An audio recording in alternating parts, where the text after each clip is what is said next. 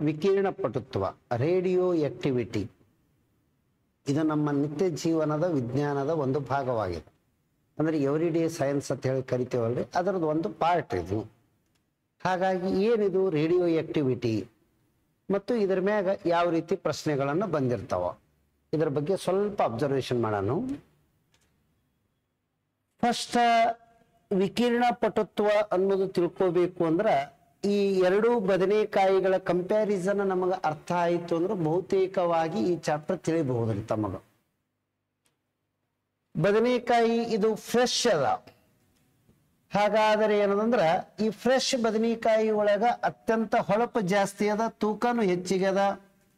ಇದ್ರ ಮ್ಯಾಗ ಒಂದು ವಿಶೇಷವಾದಂತ ಅಂದ ಗ್ಲೋರಿಯಸ್ ಜಾಸ್ತಿ ಏನಂದ್ರೆ ಹೊಳಪು ಅದ, ದಪ್ಪ ಅದ, ವೇಟ್ ಹೆಚ್ಚಿಗೆ ಅದ ಅಂದಂಗ. ಇದೇ ಬದನೆಕಾಯಿಯನ್ನ ಒಂದು 8-10 ದಿನ ಬಿಟ್ಟು ಬಳಕ ಈ ರೀತಿ ಸುಕ್ಕಾದ ರಚನೆ ಆಗ್ತದ. ಹಾಗಾದ್ರೆ ಏನಿದು ಅಂತಂದ್ರ ಇದರೊಳಗಿರುವಂತ ಶಕ್ತಿಯ ಪ್ರಮಾಣವನ್ನು ಹೊರ ಹೋಗಿರ್ತದ, ಅದು ನಮ್ಮ ಕಣ್ಣಿಗೆ ಕಾಣಿರಲ್ಲ. ಅದೇ ಶಕ್ತಿ ಯಾವುದಂದ್ರೆ ಅಲ್ಫಾ ಬೀಟಾ ಗಾಮಾ ಅಂತೇಳಿ ಈ ಅಲೆಗಳ ರೂಪದಲ್ಲಿ ಹೊರ ಹೋಗಿರ್ತದೆ. ಅಲ್ಫಾ ಬೀಟಾ ಗಾಮಾ ಈ ರೂಪದಲ್ಲಿ ಏನಂದ್ರ ಈ ಬದನೆಕಾಯಿಯಲ್ಲಿರುವ ಶಕ್ತಿ ಕಣ್ಣಿಗೆ ಕಾಣಲಾರ್ದೆ ಹೊರಗೆ ಹೋಗ್ತದೆ. ಈ ಕಣ್ಣಿಗೆ ಕಾಣಲಾರ್ದೆ ಹೊರಗೆ ಹೋಗುವ ಶಕ್ತಿಯನ್ನೇ ನಾವು ವಿಕಿರಣ ಪಟುತ್ವ, ರೇಡಿಯೋ ಆಕ್ಟಿವಿಟಿ ಅಂತೀವಿ. ಹಾಗಾದರೆ ಅವಾಗ ಏನೇನಾಗ್ತದ? ಯಾವಾಗಲೂ ಇದು ಒಂದು ಪರಮಾಣುವಿನ ಕೇಂದ್ರದಲ್ಲಿ ಪ್ರೋಟಾನ ನ್ಯೂಟ್ರಾನ ಇರುವುದಕ್ಕೆ ನ್ಯೂಕ್ಲಿಯಸ್ ಅಂತೇಳಿ ಕರಿತೀವಿ ನಾವು. ಹಾಗಾದರೆ ಈ ನ್ಯೂಕ್ಲಿಯಸ್ ಏನಾಗಿರ್ತದ ಅಂದ್ರೆ ಅಸ್ಥಿರವಾಗಿರುತ್ತದೆ, ಫಿಕ್ಸ್ಡ್ ಇರಲ್ಲ. ಅಸ್ಥಿರವಾದ ನ್ಯೂಕ್ಲಿಯಸ್ ಹೊಂದಿರುವಂತಹ ರಚನೆಗೆ ವಿಕಿರಣ ಪಟುತ್ವ ಎನ್ನುತ್ತೇವೆ. ಸ್ಥಿರ ಇತ್ತು ಅಂದ್ರೆ ಅದು ಫಿಕ್ಸ್ ಹಂಗೆ ಉಳಿತಿತ್ತು ಸರ. ಹಾಗಾದ್ರೆ ಅಸ್ಥಿರವಾದಂತ ನ್ಯೂಕ್ಲಿಯಸ್ ರಚನೆ ಹೊಂದಿರುವ ಎಲ್ಲಾ ಮೂಲ ವಸ್ತುಗಳಿಗೆ ವಿಕಿರಣ ಪಟುತ್ವ ಎನ್ನುತ್ತೇವೆ. ಇದು ನಮ್ಮಲ್ಲಿರುವ ಕಾನ್ಸೆಪ್ಟ್. ಅಲ್ಫಾ ಬೀಟಾ ಗಾಮಾ ಈ ಮೂರು ವಿಕಿರಣಗಳನ್ನು ಕಂಡು ಹಿಡಿದವರು ಯಾರು ಅಂದ್ರೆ ರುದರ್ ಫೋರ್ಡ್ ಅಂತ ಹೇಳಿ ಕಂಡು ಹಿಡಿದ್ರು. ರುದರ್ ಫೋರ್ಡ್ ಅಲ್ಫಾ ಬೀಟಾ ಗಾಮಾ ಅಂತ ಹೇಳಿ ಕಂಡು ಹಿಡಿತಾರ. ಇವುಗಳಲ್ಲಿರುವ ಎನರ್ಜಿ ಆಧಾರದ ಮ್ಯಾಗ ಅವುಗಳನ್ನು ಏರಿಕೆ ಕ್ರಮದಲ್ಲಿ ಸೂಚಿಸಿರಿ ಅಂತ ಹೇಳಿ ಕೇಳ್ತಾರ. ಅಲ್ಫಾಕ್ಕಿಂತ ಹೆಚ್ಚಿನ ಶಕ್ತಿ ಬೀಟಾದೊಳಗದ, ಬೀಟಾದಕ್ಕಿಂತ ಹೆಚ್ಚಿನ ಶಕ್ತಿ ಗಾಮಾದೊಳಗದ. ಈ ರೀತಿಯಾದಂತ ಉತ್ತರ ತಾವು ಟಿಕ್ ಹಾಕಿ ಬರಬೇಕು. ಅಲ್ಫಾ ಬೀಟಾ ಗಾಮಾ ಅವುಗಳ ಶಕ್ತಿಯ ಏರಿಕೆ ಕ್ರಮ ಇನ್ಕ್ರೀಸಿಂಗ್ ಆರ್ಡರ್ದೊಳಗೆ ಬರಿ ಅಂದ್ರೆ ಈ ರೀತಿ ಬರಿಬಹುದು. ಹಾಗಾಗಿ ಅಲ್ಫಾ ಎನ್ನುವುದರ ಸಂಕೇತ ಹಿಂಗದ, ಇದು ಬೀಟಾ, ಇದು ಗಾಮಾ. ಇವುಗಳನ್ನು ಸಂಕೇತ ಕೊಟ್ಟು ಈ ನಡುವ ಏರಿಕೆ ಕ್ರಮದ ಸಂಕೇತವಾಗಿರುತ್ತದೆ. ಇದು ಫಸ್ಟ್ ಈ ಕಾನ್ಸೆಪ್ಟ್ ನಮಗೆ ಕ್ಲಿಯರ್ ಆಗ್ಬೇಕು ಸರ್. ವಿಕಿರಣ ಪಟುತ್ವ ಅಂದ್ರೆ ಕಣ್ಣಿಗೆ ಕಾಣಲಾರ್ದಂಗೆ ಅದರಲ್ಲಿ ಇರುವ ಶಕ್ತಿ ಹೊರಗೆ ಹೋಗಿರ್ತದ. ಆ ಕಿರಣಗಳು ಅಲ್ಫಾ ಬೀಟಾ ಗಾಮಾ ಅವುಗಳನ್ನು ಕಂಡು ಹಿಡಿದವರು ವಿಕಿರಣ ಪಟುತ್ವದ ವಿಕಿರಣಗಳನ್ನು ಅಂತಾರೆ. ಇವು ಕಂಡು ಹಿಡಿದವರು ರುದರ್ ಫೋರ್ಡ್ ಇನ್ಕ್ರೀಸಿಂಗ್ ಆರ್ಡರ್ದೊಳಗ ಈ ರೀತಿ ಇರ್ತಾವ. ಇನ್ನ ಸ್ವಲ್ಪ ಮೊದಲು ಇದರ ಇನ್ನೊಂದು ಚೂರು ಹಿನ್ನೆಲೆ ತಿಳ್ಕೊಳ್ಳೋಣ ಸರ್. ಸಾಮಾನ್ಯವಾಗಿ ಏನಂದ್ರೆ ಈ ವಿಕಿರಣ ಪಟುತ್ವ, ರೇಡಿಯೋ ಆಕ್ಟಿವಿಟಿ ಎನ್ನುವ ಪದ ಬಂದಕ್ರ ಈ ವಿಜ್ಞಾನಿಯ ಹೆಸರು ನೆನಪು ಬರ್ಬೇಕು ನಮಗ್. ವಿಕಿರಣ ಪಟುತ್ವ ಅಂತ ಹೇಳಿ ವರ್ಡ್ ಬಂದಕ್ರ ಇದಕ್ಕ 3 ಜನ ಸೈಂಟಿಸ್ಟ್ಗಳು ಸಂಬಂಧಿಸ್ಯಾರ. ನಂಬರ್ 1 ಯಾರು ಅಂದ್ರೆ ಸರ್ ಹೆನ್ರಿ ಬೆಕ್ವಿರಲ್. ಇವರು ಏನದಂದ್ರೆ ಇದಕ್ಕೆ ಸಂಬಂಧಿಸಿದ್ದಾರೆ. Madam Curie. ನೆಕ್ಸ್ಟ್ 3ನೇಯದ್ದು ಪಿಯರಿ ಕ್ಯೂರಿ ಅಂದ್ರೆ ಅವ್ರ ಮನೆಯವರು. ಮೇಡಮ್ ಕ್ಯೂರಿ ಅವರ ಮತ್ತು ಪಿಯರಿ ಕ್ಯೂರಿ ಇವರಿಬ್ಬರು ದಂಪತಿಗಳು. ಈ 3 ಮಂದಿ ಕೂಡಿಕೆಸಿಂದ್ರ ರೇಡಿಯೋ ಆಕ್ಟಿವಿಟಿ ವಿಕಿರಣ ಪಟುತ್ವದ ಸಂಶೋಧನೆ ಮಾಡಿದ್ರು. ಅದಕ್ಕೆ ಇವರಿಗೆ 1903ರಲ್ಲಿ ಭೌತಶಾಸ್ತ್ರದಲ್ಲಿ ನೊಬೆಲ್ ಪ್ರಶಸ್ತಿ ಸಿಕ್ತು. ನೊಬೆಲ್ ಪ್ರಶಸ್ತಿ ಯಾವ ಕ್ಷೇತ್ರದ ಸಿಕ್ಕದಂದ್ರೆ ಭೌತಶಾಸ್ತ್ರದಲ್ಲಿ. ಇಲ್ಲೊಂದು ಸಣ್ಣ ಕಾನ್ಸೆಪ್ಟ್ ಕ್ಲಿಯರ್ ಮಾಡ್ಕೊಂಡು ಬಿಡೋಣ ನಾವು. ವಿಕಿರಣ ಪಟುತ್ವ ಕಂಡಿಡಿದವ ಬೆಕ್ವಿರಲ್ಲ, ಅದಕ್ಕೆ ಇವನ ಮಾನವೇ ಇದಕ್ಕೆ ಹೆಸರಿಟ್ಟಿದೆವು. ಮಾನ ಅಂದ್ರ ಇದರ ಅರ್ಥ ಏನಂದ್ರೆ ಹಾಲನ್ನು ಲೀಟರ್ದಲ್ಲಿ ಅಳೆಯುವ ಮಾನ. ಬಾಳೆಹಣ್ಣ ಡಜನದಲ್ಲಿ ಅಳೆಯುವ ಮಾನ, ಸಕ್ಕರೆ ಕೆಜಿದೊಳಗ ಅಳೆಯುವ ಮಾನ ಯೂನಿಟ್. ಅದೇ ರೀತಿಯಾಗಿ ವಿಕಿರಣ ಪಟುತ್ವದ ಮಾನಗಳು ಯಾವುವು ಅಂತ ಕೇಳಿದ್ರೆ ಈ ರೀತಿ ಹೇಳಬೇಕು. ಮೂರದವರು ಇದಕ್ಕ ಬೆಕ್ವಿರಲ್ ಕಂಡಿಡಿದನ. ಒಂದನೇದ್ದು ಬೆಕ್ವಿರಲ್ ಮಾನದಲ್ಲಿ ಅಳೆಯಬಹುದು. ಎರಡನೆಯದ್ದು ಮೇಡಮ್ ಕ್ಯೂರಿ ಪಿಯರಿ ಕ್ಯೂರಿ ಕಂಡಿಡಿದರ, ಅದಕ್ಕೆ ಕ್ಯೂರಿ ಮಾನದಲ್ಲಿ ಅಳೆಯಬಹುದು. ಇದರಲ್ಲಿರುವ ಅಲ್ಫಾ ಬೀಟಾ ಗಾಮಾ ಕಿರಣಗಳು ಹೊರ ಹೋಗುವುದನ್ನು ರುದರ್ ಫೋರ್ಡ್ ಕಂಡಿಡಿದನ. ಇದಕ್ಕ ರುದರ್ ಫೋರ್ಡ್ ಎನ್ನುವ ಮಾನದಾಗನು ಅಳಿತಾರ. 3 ಯೂನಿಟ್ಗಳದಾವ. ರುದರ್ ಫೋರ್ಡ್ ಮಾನದಲ್ಲಿ ಅಳೆಯಲಾಗುತ್ತದೆ. ಇವು 3 ವರ್ಡ್ಗಳನ್ನ ನೆನ್ಪಿಟ್ಕೋಬೇಕು. ಇನ್ನ ಈ ಕುಟುಂಬದ ಮತ್ತ ವಿಶೇಷ ಸಾಧನೆ ಏನು? ಮೇಡಮ್ ಕ್ಯೂರಿ ಇವರು ಏನದಂದ್ರ ಈ ಪೊಲೋನಿಯಂ ಧಾತು ಕಂಡುಹಿಡಿದ್ರು. ಆ ಪೊಲೋನಿಯಮದ ಸಂಕೇತ ಏನು ಅಂದ್ರೆ PO. ಪೊಲೋನಿಯಂ ಸಂಕೇತ ಏನಂದ್ರೆ PO ಅದ. ಮತ್ತೇನು ಕಂಡುಹಿಡಿದ್ರು ಅಂದ್ರ ರೇಡಿಯಂ ಕಂಡುಹಿಡಿದ್ರು. ಈ ರೇಡಿಯಂದಿಂದ ಏನದಂದ್ರ RA ರೇಡಿಯಂ ಕಂಡುಹಿಡಿದ್ರು. ಇವುಗಳ 2 ಥರದ ಸಂಶೋಧನೆಯಿಂದ ದಯಮಾಡಿ ಎಕ್ಸಾಮ್ದ ಕನ್ಫ್ಯೂಷನ್ ಮಾಡ್ಕೋಬಾರ್ದು. ಬರೀ ರೇಡಿಯಂ ಕಂಡುಹಿಡಿದಕ್ಕೆ ಅವರಿಗೆ ನೊಬೆಲ್ ಪ್ರಶಸ್ತಿ ಕೊಡಲಿಲ್ಲ ರೀ. ಪೊಲೋನಿಯಂ ಮತ್ತು ರೇಡಿಯಂ 2 ಮೂಲ ವಸ್ತುಗಳ ಸಂಶೋಧನೆಯಿಂದಾಗಿ ಮೇಡಮ್ ಕ್ಯೂರಿ ಅವರಿಗೆ 1911ರಲ್ಲಿ ನೊಬೆಲ್ ಪ್ರಶಸ್ತಿ ಮತ್ತೊಮ್ಮೆ ಸಿಕ್ತು. ಈ ಸಲ ಸಬ್ಜೆಕ್ಟ್ ರಸಾಯನ ಶಾಸ್ತ್ರ ಅಥವಾ ಕೆಮಿಸ್ಟ್ರಿದೊಳಗೆ ಸಿಕ್ತು. ಇದು ಆಯ್ತು. ಪೊಲೋನಿಯಮ್ಮೇ ಯಾಕೆ ಹೆಸರಿಟ್ರು ಅಂತ ಕೇಳ್ತಾರ. PO ಎನ್ನುವುದು ಪೊಲೋನಿಯಂ. ಆದರೆ ಇವರ ದೇಶ ಯಾವುದಂದ್ರೆ ಪೋಲೆಂಡ್ ದೇಶದ ಪ್ರತಿನಿಧಿರಿ. ಇವರು ಆ ದೇಶದ ಪ್ರಜೆಯಾಗಿದ್ರು. ಅದಕ್ಕೆ ತಮ್ಮ ದೇಶದ ಗೌರವಾರ್ಥವಾಗಿ PO ಸೂಚಿಸಿದರು. PO it is N polonium. But actually PO ಎನ್ನುವುದು ಅವ್ರ ಕಲ್ಪನೆಯದೊಳಗೆ ಏನದ ಅಂದ್ರೆ ಪೋಲೆಂಡ್ ದೇಶ. ಅದಕ್ಕೆ ಏನದ ಪೋಲೆಂಡ್ ದೇಶದ ತಮ್ಮ ದೇಶದ ಪ್ರತಿನಿಧಿತ್ವವನ್ನು ಸೂಚಿಸುವ ಸಲುವಾಗಿ ಅವರು PO ಎನ್ನುವ ಹೆಸರು ಕೊಟ್ಟಿದ್ದು ಸರ್. ನೆಕ್ಸ್ಟ್, ಇನ್ನು ಮೇಡಮ್ ಕ್ಯೂರಿ ಫ್ಯಾಮಿಲಿಗೆ ಟೋಟಲ್ 5 ನೊಬೆಲ್ ಬಂದವ ಸರ್. 5 ಹೆಂಗ ಅಂದ್ರೆ ಈಗ ಮೇಡಮ್ ಕ್ಯೂರಿಗೆ 1, ಪಿಯರಿ ಕ್ಯೂರಿ 2, ಇಲ್ಲೊಂದು ಸಿಕ್ಕದಲ್ಲ 3 ಆದು ಅವ್ರ ಕುಟುಂಬಕ್ಕೆ. ಈಗ ಇನ್ನು ಅವ್ರ ಮಗಳು ಮತ್ತು ಅಳಾಗನು ಈ ಪ್ರಶಸ್ತಿಗಳು ಸಿಕ್ಕಾವ. ಅವ್ರು ಯಾರು ಅಂದ್ರೆ ಜೂಲಿಯಟ್ ಕ್ಯೂರಿ ಅಂತೇಳಿ ಬರ್ತದೆ.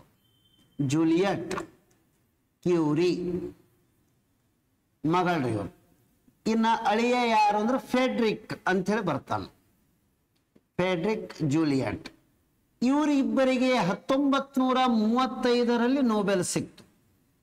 ಈ ಸಲ ಸಬ್ಜೆಕ್ಟ್ ಕೆಮಿಸ್ಟ್ರಿಯೊಳಗೆ ಸಿಕ್ಕದ ಇವರಿಗೂ, ರಸಾಯನ ಶಾಸ್ತ್ರದಲ್ಲಿ. ಅವರಿಬ್ರು ಅಳಿಯ ಮತ್ತು ಏನದಂದ್ರ ಮಗಳು ಏನ್ ಕಂಡುಹಿಡಿದ್ರು ಅಂದ್ರ ಆರ್ಟಿಫಿಷಿಯಲ್ ರೇಡಿಯೋ ಆಕ್ಟಿವಿಟಿ ಅಂದ್ರ ಕೃತಕ ವಿಕಿರಣ ಪಟುತ್ವ ಕಂಡುಹಿಡಿದ್ರು. ವಿಕಿರಣ ಪಟುತ್ವ ಕಂಡುಹಿಡಿದ್ರು. ಅದಕ್ಕೆ ಏನದಂದ್ರ ಇವರಿಗೂ ನೊಬೆಲ್ ಕೊಟ್ಟು 1, 2, 3, 4, 5 ಈ ಕುಟುಂಬಕ್ಕೆ ಕ್ಯೂರಿ ಫ್ಯಾಮಿಲಿಗೆ ಟೋಟಲ್ ಎಷ್ಟು ನೊಬೆಲ್ ಸಿಕ್ಕವಂದಂಗಾಯ್ತು? 5 ನೊಬೆಲ್ ಸಿಕ್ಕಿವಿ.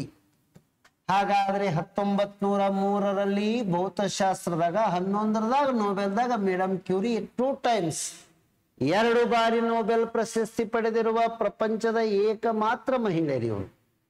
ಮತ್ತು ಒಂದೇ ಫ್ಯಾಮಿಲಿಗೆ ಹೈಯೆಸ್ಟ್ ನೊಬೆಲ್ ಸಿಕ್ಕಿದ್ದಂದ್ರೆ ಇವ್ರದ್ದು ಒಂದೇ ಫ್ಯಾಮಿಲಿ ರೀ 5. ಇದರದು ಏನದ ಒಂದು ಕಾನ್ಸೆಪ್ಟ್ ಕ್ಲಿಯರ್ ಆಯ್ತು. ಇನ್ನು ವಿಕಿರಣ ಪಟುತ್ವ ಆವರ್ತಕ ಕೋಷ್ಟಕದಲ್ಲಿ ಏನದರ ಸ್ಥಾನಮಾನ ಏನದ ಇದು ನಮಗೆ ಐಡಿಯಾ ಇರಬೇಕು ಸರ್. ಆವರ್ತಕ ಕೋಷ್ಟಕದಲ್ಲಿ ಬಹುತೇಕವಾಗಿ ಹೆಚ್ಚಿನ ಪರಮಾಣು ಸಂಖ್ಯೆದೊಳಗೆ ಅದ. ಹೈಯರ್ ಅಟಾಮಿಕ್ ನಂಬರ್ಸ್ ಕಂಡು ಬರ್ತಾವೆ. ಎಲ್ಲಿದಿಂದ ಕಂಡು ಬರ್ತಾವ ಅಂದ್ರೆ 83ದಿಂದ ಸ್ಟಾರ್ಟ್ 82 ಆನ್ವರ್ಡ್ಸ್. 83 ಪರಮಾಣು ಸಂಖ್ಯೆ ಅಟಾಮಿಕ್ ನಂಬರ್ದಿಂದ ಚಾಲು ಆದು ಅಂದ್ರ ಹಿಂಗೆ 90, 92 ತನಕ ಬರ್ಕೋಬಹುದು ನಾವು. ಹಾಗಾದ್ರೆ ಬಿಸ್ಮತ್ತದ polonium, astatine, radon, francium, radium, actinium, thorium, protactinium. ಆ ನಂತರ ಏನಂದ್ರೆ ನೆಕ್ಸ್ಟ್ ಬರೋದು ಯುರೇನಿಯಂ. ಅಂದ್ರೆ ಇವು ಓಸು ಏನದಂದ್ರೆ ವಿಕಿರಣ ಪಟುತ್ವ ಧಾತುಗಳು. ಬಹುತೇಕವಾಗಿ ವಿಕಿರಣ ಪಟುತ್ವ ಧಾತುಗಳ ಪರಮಾಣುಗಳು 82ರ ನಂತರವೇ ಕಂಡುಬರುತ್ತವೆ. ಇದು ಗೊತ್ತಿರಬೇಕು. ಅಟಾಮಿಕ್ ನಂಬರ್ 82 ಆನ್ವರ್ಡ್ಸ್ ದಿಂದ ಬರ್ತಾವ. ಎಲ್ಲಿ ತನಕ ಬಹುತೇಕವಾಗಿ ಅದಾವ ಅಂದ್ರೆ 92 ತನಕ ಅದಾವ. ಅಂದ್ರೆ 83ರಿಂದ 92 ಅದಾವ. ಉಳಿದಿದ ಕಡೆ ಮತ್ತೆ ಇರಬಹುದು. ಟೋಟಲ್ 18 ಏನಂದ್ರೆ ವಿಕಿರಣ ಪಟುತ್ವ ಧಾತುಗಳು ಅದಾವ. ಆದ್ರೆ ಮೇಜರ್ ಇರೋದು ಇಲ್ಲಿ ಈ ಗುಂಪಿನಾಗ. ನಮಗೆ ಈ ಲಿಸ್ಟ್ ಭಯಪಟ್ಟಿರ್ಬೇಕು sir. Bismuth, polonium, astatine, radon. ಸ್ವಲ್ಪ ಇಲ್ಲಿ ಅಬ್ಸರ್ವೇಷನ್ ಮಾಡಿ. ಇದು 18ನೇ ಗುಂಪಿಗೆ ನಾವು ನೋಬೆಲ್ ಗ್ಯಾಸಸ್ ಅಂತ ಹೇಳಿ ಕರಿತೀವಿ. ಈ ನೋಬೆಲ್ ಗ್ಯಾಸಸ್ ಅಂದ್ರೆ helium, neon, argon, krypton, xenon, radon. Noble ಗ್ಯಾಸದೊಳಗೆ ಇದು ಮಾತ್ರ ವಿಕಿರಣ ಪಟುತ್ವ ಧಾತುವಾಗಿದೆ. ಈ ನೋಬೆಲ್ ಗ್ಯಾಸಸ್ದೊಳಗೆ ಒಂದೇ ಒಂದು ರೇಡಿಯೋ ಆಕ್ಟಿವಿಟಿ ಎಲಿಮೆಂಟ್ ಅದ. ಅದೇ ಯಾವ್ದದ ರೀ? ರೇಡಾನ್. ಇದು ನೆನಪಿಟ್ಕೋಬೇಕು ನಾವು. ಆಯ್ತ್ರೆ. ನೆಕ್ಸ್ಟ್ ಫ್ರಾನ್ಸಿಯಮ್, ರೇಡಿಯಮ್, ಆಕ್ಟಿನಿಯಮ್, ಥೋರಿಯಮ್, ಏನಂದ್ರೆ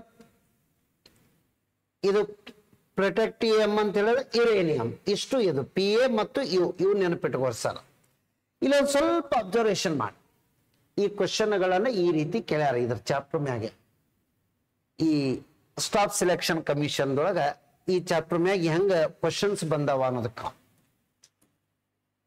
ರೇಡಿಯೋ ಆಕ್ಟಿವಿಟಿ ಇದು ಒಂದು ಏನು ಅಂತ ಕೇಳ್ತಾರ. ರೇಡಿಯೋ ಆಕ್ಟಿವಿಟಿ ಎನ್ನುವುದು ಏನು? ವಿಕಿರಣ ಪಟುತ್ವ ಅಂದ್ರೆ ಇದು ಪರಮಾಣುವಿನ ಕೇಂದ್ರದಲ್ಲಿ ನ್ಯೂಕ್ಲಿಯಸ್. ಈ ನ್ಯೂಕ್ಲಿಯಸ್ ಏನಿರ್ತದಂದ್ರೆ ಅಸ್ಥಿರ ಇರುತ್ತದೆ. ಅಸ್ಥಿರ ಇರುವುದರಿಂದನೇ ಇದರದೊಳಗ ವಿಭಜನೆ ಆಗುತ್ತದೆ. ಫಿಷನ್ ಅಂದ್ರೆ ವಿಭಜನೆ. ವಿಕಿರಣ ಪಟುತ್ವ ಎನ್ನುವುದು ಪರಮಾಣುವಿನ ನ್ಯೂಕ್ಲಿಯಸ್ದಲ್ಲಿ ನಡೆಯುವ ವಿಭಜನೆಯ ಕ್ರಿಯೆಯಾಗಿದೆ. ನ್ಯೂಕ್ಲಿಯಸ್ಸೇ ಹೇಳಬೇಕು. ನ್ಯೂಕ್ಲಿಯಸ್ದಲ್ಲಿ ಏನಿರ್ತಾವ ಅಂದ್ರೆ ಪ್ರೋಟಾನ್ ಪ್ಲಸ್ ನ್ಯೂಟ್ರಾನ್ಗಳು ಇರುತ್ತವೆ. ಇದು ಒಂದೇ ಕ್ವಶನ್ ಆಯ್ತು. ಹಾಗಾದರೆ ಇಲ್ಲದ ನೋಡಿ, ವಿಕಿರಣ ಪಟುತ್ವಗಳನ್ನು ಅಳೆಯುವ ಮಾನಗಳು ಯಾವುವು? ಇಲ್ಲದ ನೋಡಿ, ವಿಕಿರಣ ಪಟುತ್ವ ಅಳೆಯುವ ಮಾನಗಳು ಯಾವ್ಯಾವು ಅಂತ ಕೇಳ್ಯಾರ. ಇಲ್ಲಿ ಕೊಟ್ಟಿದ್ರದಾಗ ಬೆಕ್ವಿರಲ್ ಮಾನ ಅದ, ಇದನ್ನು ಬಿಟ್ರ ಕ್ಯೂರಿ ಮಾನ ಅದ, ಇದನ್ನು ಬಿಟ್ರ ರುದರ್ಫೋರ್ಡ್ ಮಾನ ಅದ. ಇಲ್ಲಿ ನಮಗೆ ಆನ್ಸರ್ದಾಗ ಇದು ಒಂದೇ ಕೊಟ್ಟರ ಇದಕ್ಕೆ ಟಿಕ್ ಹಾಕಿ ಬರಬೇಕು. ಇಲ್ಲಿ ನೆಕ್ಸ್ಟ್, ರೇಡಿಯೋ ಆಕ್ಟಿವಿಟಿ ಅಥವಾ ವಿಕಿರಣ ಪಟುತ್ವ ಎನ್ನುವುದು ಯಾರು ಕಂಡು ಹಿಡಿದಿದ್ದಾರೆ? ಫಸ್ಟ್ ಬಿಲೀವ್ ಮಾಡಬೇಕಾಗಿದ್ದು ಬೆಕ್ವಿರಲ್. ಅವರಿಗೆ ಸಪೋರ್ಟ್ ಮಾಡಿದವ್ರು ಉಳಿದವ್ರಿ ಕ್ಯೂರಿ ಫ್ಯಾಮಿಲಿ ಅದು ಬರ್ತದ. ಆದ್ರೆ ಇಲ್ಲಿ ಇವ್ರು ಕ್ಯೂರಿ ಅಲ್ಲ, ಕ್ಯೂರ್ಲಿ ಅಂತ ಹೇಳಿ ಕೊಟ್ಟಾರ, ಇರಲ್ಲ. ಅಂದ್ರೆ ಫಸ್ಟ್ ಬೆಕ್ವಿರಲ್ಲನೇ ಇದರ ಸಂಶೋಧಕ ಅಂತ ಹೇಳಿ ಕನ್ಸಿಡರ್ ಮಾಡ್ರಿ. ನೆಕ್ಸ್ಟ್, ವಿಕಿರಣ ಪಟುತ್ವ ಧಾತು ಯುರೇನಿಯಂ ಎನ್ನುವುದು ಅಂತಿಮವಾಗಿ ವಿಭಜನೆಗೊಂಡು ಏನಾಗ್ತದ, ಲಾಸ್ಟ್ ಏನು ಉಳಿತದ ಅಂತ ಕೇಳ್ತಾರ. ವಿಕಿರಣ ಪಟುತ್ವ ಧಾತು ಯುರೇನಿಯಂ ಅಂತಿಮವಾಗಿ ಏನಾಗ್ತಂದ್ರ ಸೀಸವಾಗಿ ಪರಿವರ್ತನೆಗೊಳ್ಳುತ್ತದೆ. ಲಾಸ್ಟ್ ಯುರೇನಿಯಂ ಹೋಗಿ ಏನಾಗ್ತದ, ಲಾಸ್ಟಿಗೆ ಸೀಸವಾಗಿ ಉಳಿಯುತ್ತದೆ. ಅದು ಏನಂದ್ರೆ ಲಾಸ್ಟಿಗೆ ವಿಘಟನೆಗೊಂಡು ಉಳಿಯುವಂತ ವಸ್ತು ಅಂದಂಗ. ಭಾರತದಲ್ಲಿ ಪರಮಾಣುಗಳ ಅಸ್ತ್ರಗಳನ್ನು ಎಲ್ಲಿ ಪರೀಕ್ಷೆ ಮಾಡುತ್ತಾರೆ? ನ್ಯೂಕ್ಲಿಯರ್ ವೆಪನ್ಸ್ ಎಲ್ಲಿ ಅಂದ್ರೆ ರಾಜಸ್ಥಾನದ ಥಾರ್ ಮರುಭೂಮಿ, ಜೈಸಲ್ಮೇರ್ ಜಿಲ್ಲಾ ಪೋಖ್ರಾನದೊಳಗೆ ಪರೀಕ್ಷೆ ಮಾಡ್ತಾರೆ. ಪೋಖ್ರಾನದಲ್ಲಿ ಭಾರತದ ಅಣು ಪರೀಕ್ಷಾ ಕೇಂದ್ರವಿದೆ. ರೇಡಿಯೋ ಆಕ್ಟಿವಿಟಿ ಯಾವ ಉಪಕರಣದಿಂದ ಅಳೆಯಲಾಗುತ್ತದೆ? ಮಾನ ಅಲ್ಲ, ಉಪಕರಣ ಕೇಳ್ಯಾರ. ಗೇಗರ್ ಮುಲ್ಲರ್ ಕೌಂಟರ್ ಎನ್ನುವ ಉಪಕರಣ ಹೇಳಬೇಕು. ಹಾಗಾದರೆ ಗೇಗರ್ ಮುಲ್ಲರ್ ಉಪಕರಣದಿಂದ ಅಳೆಯಲಾಗುತ್ತದೆ. ಎನ್ ಅಥವಾ ವಿಕಿರಣ ಪಟುತ್ವದಿಂದ ಬಿಡುಗಡೆಯಾಗುವ ಅಲ್ಫಾ, ಬೀಟಾ ಮತ್ತು ಗಾಮಾ ಕಿರಣಗಳನ್ನು ಯಾವ ಉಪಕರಣದಿಂದ ಅಳೆಯುತ್ತಾರೆ? ಗೇಗರ್ ಮುಲ್ಲರ್ ಎನ್ನುವ ಉಪಕರಣದಿಂದ ಅಳೆಯಲಾಗುತ್ತದೆ. ಅದು ಹೇಳಿ. ಈ ಕೆಳಗಿನವುಗಳಲ್ಲಿ ಯಾವುದು ವಿಕಿರಣ ಪಟುತ್ವ ಧಾತು ಅಲ್ಲ ಅಂತ ಕೇಳ್ತಾರೆ. ಇಂಥವು PSI ಬಹಳ ಬರ್ತಾವ ನೋಡ್ರಿ. ಹಿಂಗ 4 ಕೊಟ್ಟಿದ್ರಾಗ ಯಾವ್ದು ಅದ ಯಾವ್ದು ಅಲ್ಲ ಅಂತ ಕೇಳ್ತಾರ. ಅವಾಗ ನಮ್ಗ 82 ದಿಂದ ನಂತರ 92 ತನಕ ಸೀರಿಯಲ್ ಭಯಪಟ್ಟಿರ್ಬೇಕು ಸರ್. ಅವಾಗೆ ನಾವು ಜಜ್ಮೆಂಟ್ ಮಾಡಕ್ ಬರ್ತದೆ ಎಕ್ಸಾಮ್ದಾಗ. ಹಾಗಾದರೆ ಈ ಕೆಳಗಿನವುಗಳಲ್ಲಿ ಯಾವುದು ವಿಕಿರಣ ಪಟುತ್ವ ಧಾತು ಅಲ್ಲ? ಯುರೇನಿಯಂ ಅದ. ಥೋರಿಯಂ ಅದ. ಹಾಗಾದ್ರಿ ಪ್ಲುಟೋನಿಯಂನು ಅದ. ಜರ್ಕೋನಿಯಂ ಆಗಲ್ಲ. ಯಾಕಾಗಲ್ಲ ಅಂದ್ರೆ ಇದರ ಪರಮಾಣು ಸಂಖ್ಯೆ 40 ಅದ, ಇವೆಲ್ಲ 83 ನಂತರ ಅದ. ಹೌದು, ಈ ಜರ್ಕೋನಿಯಂ ಎದಕ್ಕೆ ಯೂಸ್ ಮಾಡ್ತಾರ? IAS ಒಂದು ಕ್ವಶನ್ ಕೇಳಿದ್ರು ಸರ್ ಆಲ್ರೆಡಿ. ZR ಇದನ್ನ ಅಟಾಮಿಕ್ ರಿಯಾಕ್ಟರ್ಗಳಲ್ಲಿ ಕವಚವಾಗಿ ಬಳಸಲಾಗುತ್ತದೆ. ಅಟಾಮಿಕ್ ರಿಯಾಕ್ಟರ್ ಅಂದ್ರ ಈ ಅಣು ಕ್ರಿಯಾಗಾರಿ ಅಂತೇಳಿ ಹಿಂಗ ರೆಡಿ ಮಾಡ್ತಾರಲ್ಲ, ಇದಕ್ಕೆ ಡಬ್ಬಿ ಹೊರಗ ಕವಚ. ಇದೇ ಯಾಕೆ ಬಳಸ್ತಾರ ಅಂದ್ರೆ ಇದರದಿಂದ ಬಿಡುಗಡೆಯಾಗುವ ವಿಕಿರಣಗಳನ್ನು ಹೀರಿಕೊಳ್ಳುತ್ತದೆ. ವಿಕಿರಣಗಳನ್ನು ಹೀರ್ಕೊಳ್ಳೋ ಕೆಪಾಸಿಟಿ ಅದ ಅದಕ್ಕೆ ಜರ್ಕೋನಿಯಂ ಎನ್ನುವುದರ ಕವಚವನ್ನು ಹೊಂದಿರುತ್ತದೆ ಅಟಾಮಿಕ್ ರಿಯಾಕ್ಟರ್. ಇದು ರೇಡಿಯೋ ಆಕ್ಟಿವಿಟಿ ಎಲಿಮೆಂಟ್ ಅಲ್ಲ, ವಿಕಿರಣ ಪಟುತ್ವ ಧಾತು ಅಲ್ಲ. ನೆಕ್ಸ್ಟ್, ಇವುಗಳಲ್ಲಿ ಇಲ್ಲಿ ಒಂದು ವರ್ಡ್ ಅದ ನೋಡಿ, the most suitable unit to express. ಹಾಗಾದರೆ ಇದ್ರೊಳಗೆ ಏನ್ ಹೇಳ್ಯಾರ ಅಂದ್ರ ನ್ಯೂಕ್ಲಿಯರ್ ರೇಡಿಯಸ್. ಇಲ್ಲೊಂದು ಸ್ವಲ್ಪ ಅಬ್ಸರ್ವೇಷನ್ ಮಾಡಿ. ಇದು ಏನು ಪರಮಾಣು, ಇದು ಏನು ನ್ಯೂಕ್ಲಿಯಸ್. ಇದಕ್ಕ ಏನಂತಾರಂದ್ರೆ ತ್ರಿಜ್ಯ ಅಂದ್ರೆ ರೇಡಿಯಸ್.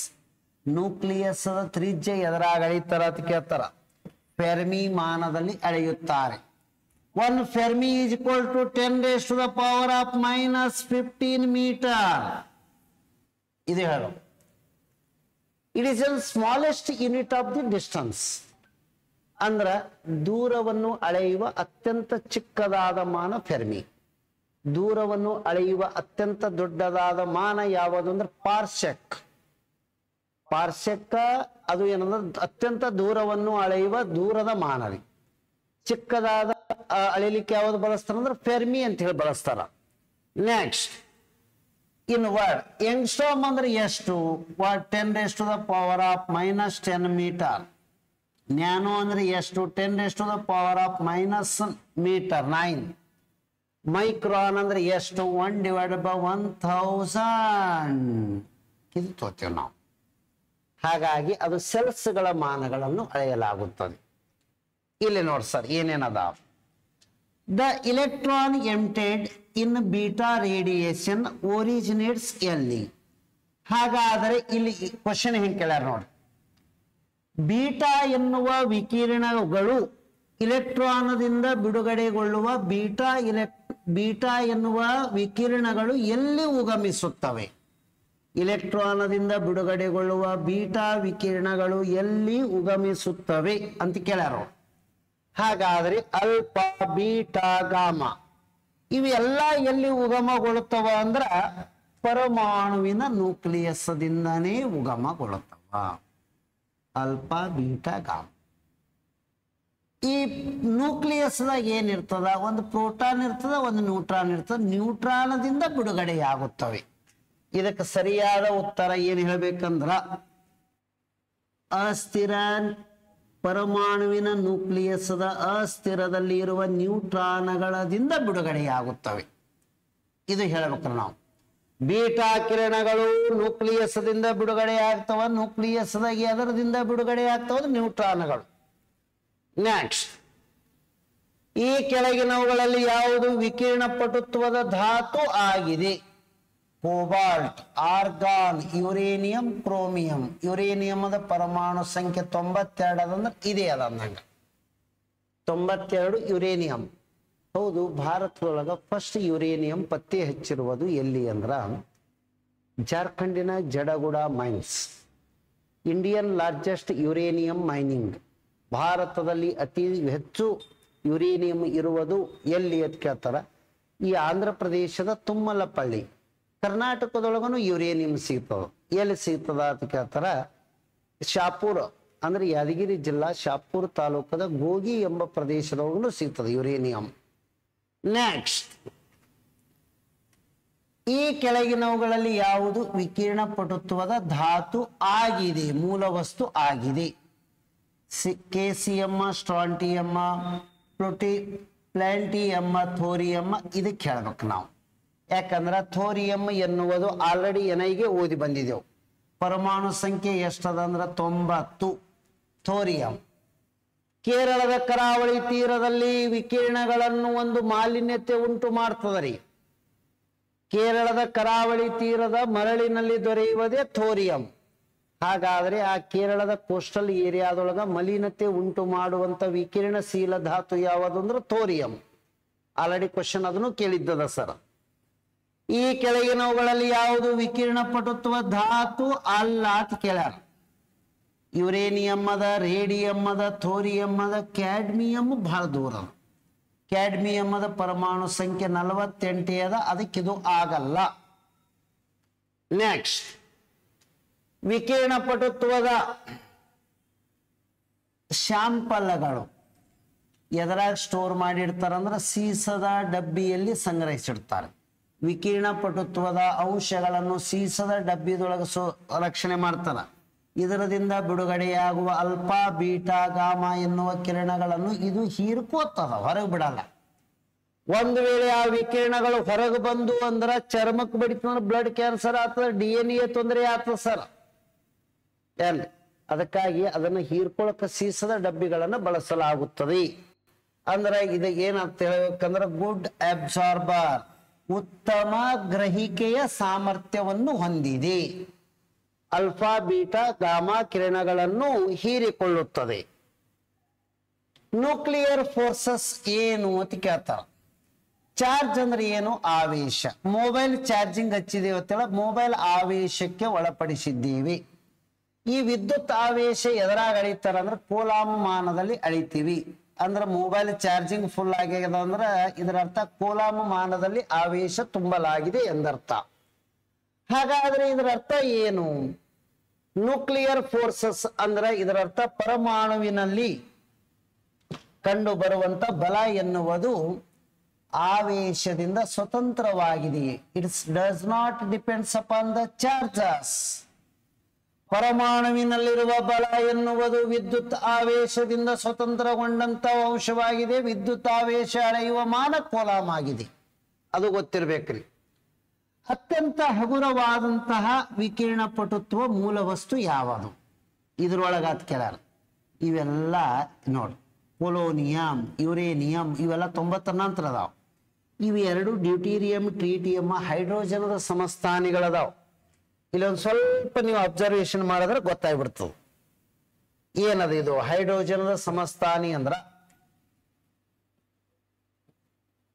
ಹೈಡ್ರೋಜನ್ ಸಂಕೇತ H, ಸಮಸ್ಥಾನಿಗಳಿಗೆ ಐಸೋಟೋಪ್ಸ್ ಅಂತಾರೆ.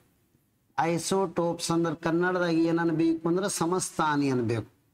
ಏನಿದು ಸಮಸ್ಥಾನಿ ಅಂದ್ರೆ ಒಂದನೇದ್ದು ಪ್ರೋಟಿಯಂ, ಎರಡನೆಯದು ಡ್ಯೂಟೀರಿಯಂ, ಮೂರನೆಯದು ಟ್ರೇಟಿಯಂ ಅಂತೇಳಿ 3 ಅದಾವ.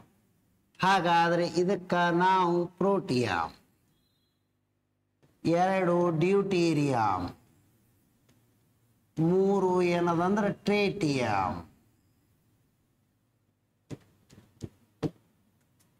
ಪರಮಾಣು ಸಂಖ್ಯೆ ಎಲ್ಲ ತರದ ಸೇಮ್ ಅದಾವ ನೋಡಿ, 1 1 1 1. ರಾಶಿ ಮಾತ್ರ ಚೇಂಜ್ ಅದ, ಅದಕ್ಕೆ ಇದನ್ನ ಸಮಸ್ಥಾನಿ ಅಂತೀವಿ ನಾವು. ಅಟಾಮಿಕ್ ನಂಬರ್ ಈಕ್ವಲ್ ಇದ್ದು ಅದರದ್ದು ಮಾಸ್ ನಂಬರ್ ಚೇಂಜ್ ಇರ್ತದ. ಪರಮಾಣು ಸಂಖ್ಯೆ ಒಂದೇ ಆಗಿದ್ದು ಅವುಗಳ ರಾಶಿ ಭಿನ್ನವಾಗಿದ್ದರೆ ಅದಕ್ಕೆ ಸಮಸ್ಥಾನಿ ಎನ್ನುತ್ತೇವೆ. ಕಾನ್ಸ್ಟೇಬಲ್ ಎಕ್ಸಾಮ್ ಕೇಳಿದ್ರು. ಹೈಡ್ರೋಜನ್ ಎಷ್ಟು ಸಮಸ್ಥಾನಿಗಳನ್ನು ಹೊಂದಿದೆ? 3 ಸಮಸ್ಥಾನಿಗಳು. ಹಾಗಾದರೆ ಹೈಡ್ರೋಜನದ ಸಮಸ್ಥಾನಿಗಳ ಲಕ್ಷಣಗಳು ಗೊತ್ತಿರ್ಬೇಕು ಸರ್. ಫಸ್ಟ್ ಇದ್ರದಾಗ ಇರದ ಪರಮಾಣು ಸಂಖ್ಯೆ ಎಷ್ಟದ ಅಂತ ಕೇಳ್ತಾರ. ಪರಮಾಣು ಸಂಖ್ಯೆ ಅಂದ್ರೆ ಅಟಾಮಿಕ್ ನಂಬರ್ ಇಲ್ಲಿ ಅದಾವ ನೋಡ್ರಿ, ಇವು ಹೇಳ್ಬೇಕು 1 1 1. ಇನ್ನು ಪರಮಾಣು ರಾಶಿ ಅಂದ್ರೆ ಮ್ಯಾಗಿಂದ ಹೇಳ್ಬೇಕು. Atomic mass 1 2 3 ಹೇಳ್ದೆವು. ಪ್ರೋಟಾನ್ ಅಂದ್ರೆ ಇವೇ ಹೇಳ್ಬೇಕು. ಪರಮಾಣು ಸಂಖ್ಯೆನೆ ಪ್ರೋಟಾನ್ಗಳ ಸಂಖ್ಯೆ 1 1 1. ಇಷ್ಟೇ ಇಲೆಕ್ಟ್ರಾನ್ ಇರ್ತಾವ. ಪ್ರೋಟಾನ್ ಎಷ್ಟು ಇರ್ತಾವ ಅಷ್ಟೇ ಇಲೆಕ್ಟ್ರಾನ್ ಇರ್ತಾವ. ಇಲೆಕ್ಟ್ರಾನ್ ಎಷ್ಟದಾವ ಅಂತ ಕೇಳ್ತಾರ, 1 1 1. ಇದರಾಗ ಇದು ಮೈನಸ್ ಮಾಡಿದ್ರೆ ನ್ಯೂಟ್ರಾನ್ ಸಿಗ್ತಾವ. ನ್ಯೂಟ್ರಾನ್ ಈಸ್ ಈಕ್ವಲ್ ಟು ಎಷ್ಟು ಅಂತ ಕೇಳ್ತಾರ, 1 - 1 0, 2 - 1 3 - 1. ಇಲ್ಲೊಂದು ಸಣ್ಣದ ಆಲೋಚನೆ ನೋಡಿ ಸರ್. KPSC ಗ್ರೂಪಿಗೆ ಕೇಳಿದ್ದೇನೆ ಸರ್, ಎಷ್ಟು ನೀಟ್ಗಾಗಿ ಅಂದ್ರ ಡ್ಯೂಟೀರಿಯಮದಲ್ಲಿ ಇರುವಂತಹ ಪ್ರೋಟಾನ್, ಇಲೆಕ್ಟ್ರಾನ್, ನ್ಯೂಟ್ರಾನ್ಗಳು ಕ್ರಮವಾಗಿ 1 1 1. ಇಷ್ಟೇ ಕ್ವಶನ್. ಒಟ್ಟ ನ್ಯೂಟ್ರಾನ್ ಇರ್ಲಾರ್ದ ಮೂಲ ವಸ್ತು ಯಾವುದು? ಪ್ರೋಟಿಯಂ. ಹಂಗಂದ್ರೆ ಏನು? ಹೈಡ್ರೋಜನ್. ಇದ್ರೊಳಗೆ ನ್ಯೂಟ್ರಾನೇ ಇಲ್ಲ, ಒಟ್ಟ ನ್ಯೂಟ್ರಾನ್ ಇರ್ಲಾರ್ದು. ಡ್ಯೂಟೀರಿಯಂಗೆ ಏನಂತೀವಿ ನಾವು? ಭಾರಜಲ ಅಂತೀವಿ. ಭಾರಜಲ ಅಂದ್ರೆ ಏನು? ಹೆವಿ ವಾಟರ್ ಅಂತೀವಿ. ಹೆವಿ ವಾಟರ್ಕ್ಕೆ ಇನ್ನೊಂದು ಹೆಸರು ಡ್ಯೂಟೀರಿಯಂ ಆಕ್ಸೈಡ್. ಇದರ ಫಸ್ಟ್ ಪ್ಲಾಂಟ್ ಎಲ್ಲದಂದ್ರೆ ನಂಗಲದೊಳಗದ. ಅದೇ KPSC ಕ್ವಶನ್ 1962 ಭಾರತದಲ್ಲಿ ಮೊದಲ ಹೆವಿ ವಾಟರ್ ಪ್ಲಾಂಟ್. ಇಂಡಿಯಾದೊಳಗೆ ಹೈಯೆಸ್ಟ್ ಹೆವಿ ವಾಟರ್, ಪ್ರಪಂಚದೊಳಗೆ ಹೆವಿ ವಾಟರ್ ಹೆಚ್ಚಿಗೆ ಉತ್ಪಾದನೆ ಮಾಡುವ ದೇಶ ಭಾರತ. ಹಾಗಾದ್ರೆ ಟ್ರೀಟಿಯಂ ಇದು ಏನದ ಅಂದ್ರೆ ಹೈಡ್ರೋಜನ್ ಅದ. ಹೈಡ್ರೋಜನ್ ಇದು ಒಂದು ಏನಂದ್ರೆ ಹಗುರವಾದ ಅನಿಲ ಅದ. ಹಾಗಾದ್ರೆ ಈ ಹಗುರವಾದ ಅನಿಲದ ಸಮಸ್ಥಾನಿ ಟ್ರೀಟಿಯಂ ಇದು ಒಂದು ಏನಾಗಿದೆ ಅಂದ್ರೆ ರೇಡಿಯೋ ಆಕ್ಟಿವಿಟಿ ಎಲಿಮೆಂಟ್ ಹೊಂದ್ಯದ, ವಿಕಿರಣ ಪಟುತ್ವದ ಲಕ್ಷಣವನ್ನು ಹೊಂದಿದೆ ಟ್ರೀಟಿಯಂ. ಅದಕ್ಕೆ ನಮಗೆ ಇಲ್ಲಿ ಆನ್ಸರ್ ಮಾಡುವತ್ತಿಗೆ ಇದು ಬರ್ತದೆ ನೋಡಿ. ಹಗುರವಾದಂತಹ ವಿಕಿರಣ ಪಟುತ್ವದ ಮೂಲ ವಸ್ತು ಯಾವುದಂದ್ರೆ ಟ್ರೀಟಿಯಂ 1H3. ಇದು ಹೇಳಬೇಕು. ಇದು ಹೈಡ್ರೋಜನದ ಸಮಸ್ಥಾನಿಯಾಗಿದೆ, ಪ್ಲಸ್ ಹೈಡ್ರೋಜನದ ವಿಕಿರಣ ಪಟುತ್ವದ ಧಾತುನು ಆಗ್ಯದ. ನೆಕ್ಸ್ಟ್, ಅತ್ಯಂತ ಹಗುರವಾದಂತ ಇವುಗಳಲ್ಲಿ ಕೊಟ್ಟಿದ್ರದಾಗ ವಿಕಿರಣ ಪಟುತ್ವದ ಮೂಲ ವಸ್ತು ಯಾವುದು? ನನಗೆ ಹೇಳಿದೆವು ಅಂದ್ರೆ ಟ್ರೀಟಿಯಂ. ಹಾಗಾದರೆ ಏನಂದ್ರ ಯಾವುದು ಸ್ವಾಭಾವಿಕವಾಗಿ ಡಸ್ ನಾಟ್ ಆಕರ್ ಇನ್ ನೇಚರ್, ಸ್ವಾಭಾವಿಕವಾಗಿ ಸಿಗುವುದಿಲ್ಲ, ಆದರೆ ಅದನ್ನು ಕೃತಕವಾಗಿ ತಯಾರಿಸಿಕೊಳ್ಳಬಹುದು. ಇದರೊಳಗ ಪ್ಲೂಟೋನಿಯಂ ಇದನ್ನ ಕೃತಕವಾಗಿ ತಯಾರಿಸ್ತಾರ, ಸ್ವಾಭಾವಿಕವಾಗಿ ನಿಸರ್ಗದಾಗ ಸಿಗೋದಿಲ್ಲ. ನೆಕ್ಸ್ಟ್, ಈ ಕೆಳಗಿನವುಗಳಲ್ಲಿ ಯಾವುದು ವಿಕಿರಣ ಪಟುತ್ವದ ಧಾತು ಆಗಿದೆ, ಮೂಲ ವಸ್ತು ಆಗಿದೆ? ಕೊಟ್ಟಿದ್ದರದೊಳಗ ಯುರೇನಿಯಂ ಆಗಿದೆ. ಇವೆಲ್ಲ ಪರಮಾಣು ಸಂಖ್ಯೆ ಬಿಲೋ 83 ಅದಾವ. ಹಾಗಾಗಿ ಏನಂದ್ರೆ ಅದು ಯುರೇನಿಯಂದ ಪರಮಾಣು ಸಂಖ್ಯೆ 92 ಇರೋದ್ರಿಂದ ಅದ. ವಿಕಿರಣ ಪಟುತ್ವದ ಧಾತುಗಳು ಏನನ್ನು ಬಿಡುಗಡೆ ಮಾಡುತ್ತವೆ? Alpha, beta, gamma. Energy basis ಮ್ಯಾಗ ಹೇಳು ಅಂದ್ರೆ ಈ ರೀತಿ ಹೇಳಬೇಕು, ಗ್ರೇಟರ್ ದೆನ್. ರುದರ್ಫೋರ್ಡ್ ಕಂಡಿಡ್ದ ನೀವು. Next, which of the following elements is not radio? ಇವುಗಳಲ್ಲಿ ಯಾವುದು ವಿಕಿರಣ ಪಟುತ್ವ ಧಾತು ಆಗಿಲ್ಲ? ಇದರೊಳಗ ಜರ್ಕೋನಿಯಂ ZR. ಇವುಗಳಲ್ಲಿ ಯಾವುದು ವಿಕಿರಣ ಪಟುತ್ವವನ್ನು ಪ್ರದರ್ಶಿಸುವುದಿಲ್ಲ? ಅಲ್ಯೂಮಿನಿಯಂ. ಅಲ್ಯೂಮಿನಿಯಂದ ಪರಮಾಣು ಸಂಖ್ಯೆ ಬರೀ 13 ಅದ. ಇದರ ಪ್ರಮುಖವಾದ ಅದಿರು ಯಾವುದು ಅಂದ್ರೆ ಬಾಕ್ಸೈಟ್ ಅದ. ಇದಕ್ಕ ಏನಂತೇಳಿ ಕರೀತಾರ ಅಂದ್ರ ಅಚ್ಚರಿಯ ಲೋಹ ಅಂತೇಳಿ ಕರೀತಾರ. ಆಸ್ಟ್ರೇಲಿಯಾ ಇದರ ನಿಕ್ಷೇಪದೊಳಗೆ ಪ್ರಮುಖವಾದಂತ ಹೆಸರು ಮಾಡ್ಯದ. Unstable nucleus is due to proton ಎಷ್ಟು ಇರ್ತಾವ, ಇಲೆಕ್ಟ್ರಾನ್ ಅಷ್ಟೇ ಇರ್ತಾವ, ಎರಡು ತರದ್ದು ರೇಷಿಯೋ ಆಗಿಬಿಡ್ತದ. ಆಪ್ಷನ್ ನಂಬರ್ ಎ ಇಷ್ಟದ ನೋಡಿ ಸರ್. ನಾವು ಸೈನ್ಸ್ನು ಸ್ವಲ್ಪ ಕಾಂಪಿಟೇಟಿವ್ ಎಕ್ಸಾಮ್ಗೆ ಅದರದ ಐಡಿಯಾ ಎಲ್ಲೇ ಬೇಕು ಸರ್. ನಮ್ಮ ಸ್ಕೋರ್ ಹೈ ಆಗಬೇಕು ಅಂದ್ರೆ ಸೈನ್ಸ್ ವಿಜ್ಞಾನ ವಿಭಾಗದ ಪ್ರಶ್ನೆಗಳಿಗೆ ನಾವು ಒಂದು ಸ್ವಲ್ಪ ಅಂಡರ್ಸ್ಟ್ಯಾಂಡ್ ಮಾಡಿಕೊಂಡು ಪರೀಕ್ಷೆ ಸಿದ್ಧತೆ ಮಾಡ್ಕೊಂಡಿವಿ ಅಂದ್ರೆ ನಮಗೆ ರ್ಯಾಂಕಿಂಗಕ್ಕೆ ಸಿಲೆಕ್ಷನ್ದಲ್ಲಿ ಉನ್ನತವಾದಂತಹ ರ್ಯಾಂಕ್ಗಳು ಬರ್ಲಿಕ್ಕೆ ಹೆಲ್ಪ್ ಆಗಬಹುದು. ಎಲ್ಲರಿಗೂ ಧನ್ಯವಾದಗಳು.